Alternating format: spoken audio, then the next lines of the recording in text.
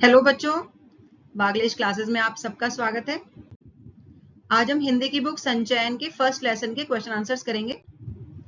इस लेसन का नाम है गिल्लू। तो चलिए इसके क्वेश्चन आंसर शुरू करते हैं। इसका पहला प्रश्न है, सोन जूही में लगी पीली कली को देख लेखिका के मन में कौन से विचार उमड़ने लगे। इसका उत्तर है, सोन जूही में लगी पीली कली को देखकर लेखिका के मन में गिल्लू नामक गिलहरी का स्मरण हो आया, जो उसी सोन जूही की लता की सघन हरियाली में छिपकर बैठा करता था। लेखिका को अचानक ही वह क्षण याद आ गया जब गिल्लू उनके पास आते ही कंधे पर कूदकर उन्हें चौंका देता था। उस समय लेखिका को कली की खोज रहती थी, लेकिन अब उस छोटे से प्राण गिल्लू की खोज थी। उन्हें यह भी विचार आया कि शायद वही गिल्लू एक स्वर्णिम कली के बहाने उन्हें चौंकाने के लिए वापस आ गया हो।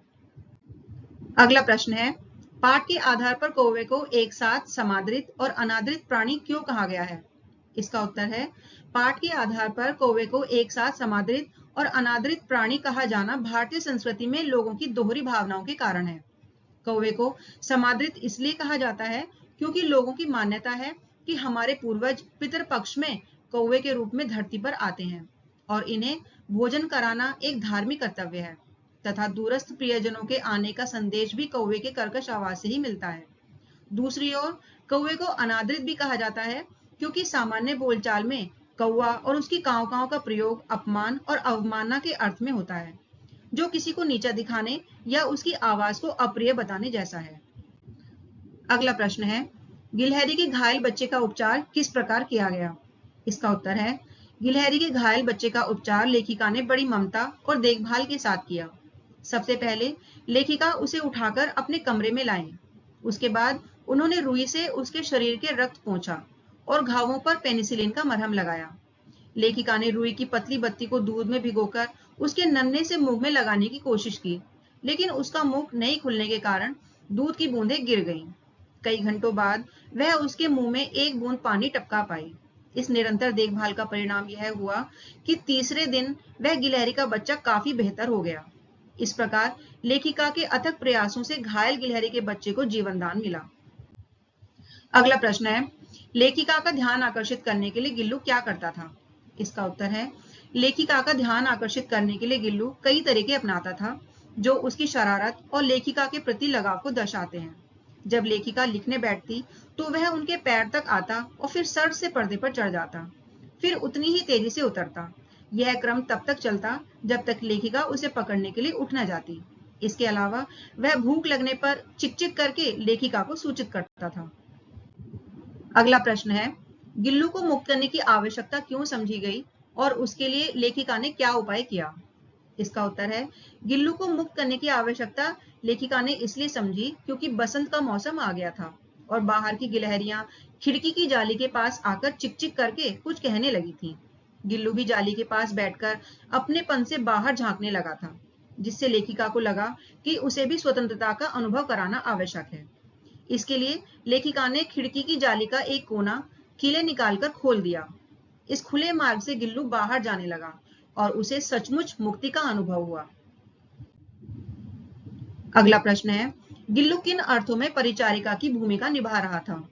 इसका उत्तर है, गिल्लू लेखिका के लिए एक परिचारिका यानी नर्स की भूमिका निभा रहा था, खासकर तब जब लेखिका बीमार थी।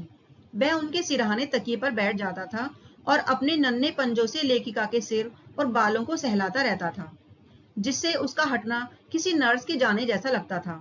इसके अलावा गर्मियों में जब लेखिका काम करती थी तो वह उनके पास रखी सुराही पर लेट जाता था, जिससे वह लेखिका के समीप भी रहता और ठंडक में भी। ये सभी क्रियाएं दर्शाती हैं कि गिल्लू कैसे एक समर्पित परिचारिका की तरह लेखिका की देखभाल करता था। अगला प्रश्न है, गिल्लू की किन चेष्टाओं से यह आभास मिलने लगा था कि अब उसका अंत समय समीप है। इसका उत्तर है, गिल्लू ने दिन भर कुछ भी नहीं खाया और वह बाहर भी नहीं गया, जो उसके सामान्य चंचल स्वभाव के विपरीत था। रात में अत्यधिक पीड़ा के बावजूद वह अपने झूले से उतरकर लेखिका के बिस्तर पर आया और ठंडे पंजों से उनकी वही उंगली पकड़कर चिपक गया जिसे उसने बचपन में अपनी मरणासन स्थिति में पकड़ा था। गिल्लू की इन्हीं चेष्टाओं से यह आभास मिलने लगा था कि अब उसका अंत समय समीप है।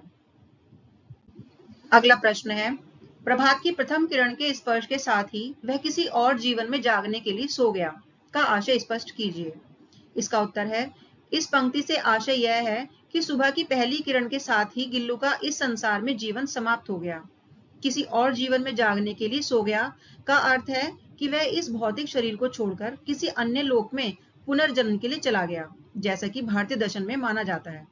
यह वाक्य यह भी दर्शाता है कि उसकी मृत्यु अत्यंत शांतिपूर्ण थी, जैसे कोई गहरी नींद में चला जाता है। अगला प्रश्न है, सोनजूही की लता के नीचे बनी गिल्लू की समाधि से लेखिका के मन में किस विश्वास का जन्म होता है?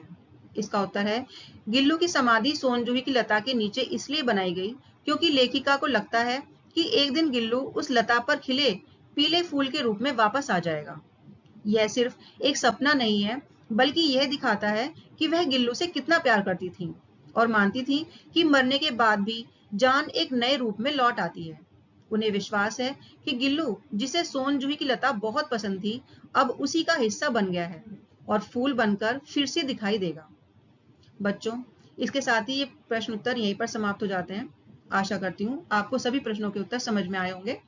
अगर आपको ये वीडियो अच्छी लगी है तो वीडियो को लाइक करें, अपने दोस्तों के साथ शेयर करें और चैनल को सब्सक्राइब करना ना भूलें ताकि आने वाली वीडियोस आप तक पहुंच सकें। Thank you.